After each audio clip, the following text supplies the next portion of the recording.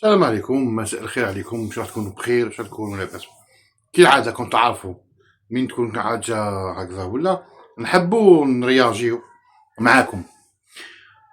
نشوف انا في الفيسبوك وان شاء الله يا ربي نتمنى انها تكون فيسبوكيات.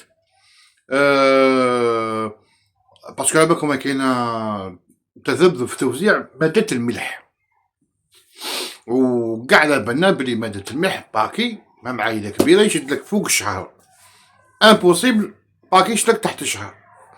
راهي الدور واحد العفسه في الفيسبوك يقول لك يا ودي واحد شرى 10 باكيات ملح.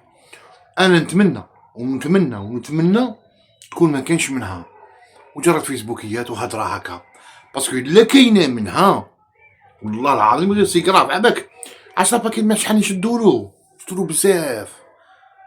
هذا يلون بور عامين ولا 3 ولا ما الملح هذاك البيري ما يخسر. مانيش عارف بصح المشكل وين راهو، واش هي الحاجه اللي تبوسي المستهلك الجزائري المواطن الجزائري يفكر هكا. شنو هذه في الديبي دلاني قال لك راح يزيد ليسونس، كاينه سمعت على بالها عندها خاطر تكون في الاخر تاع ليسونس. المهم راحوا جراو داروا ليسونس، البلان تاع ليسونس لافي تاع 2026. كي يعقل شوتو هذاك ليسونس راح يشد له عام. عملكم وهذه الامور والله العظيم غير لازمهم دراسه اجتماعيه عميقه، اجتماعيه نفسانيه.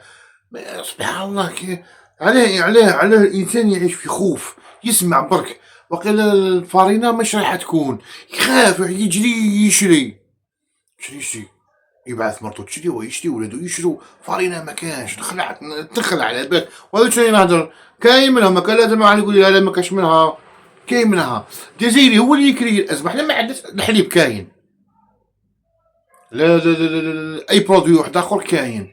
الجزائري يدخل في راسو يجري يخلق هكذا، يخاف مانيش عارف. المهم عطونا رايكم في لي كومونتير ان شاء الله هذاك مول الملح تاع 10 باكيات ما تكون غير الا فيسبوكيات. السلام عليكم.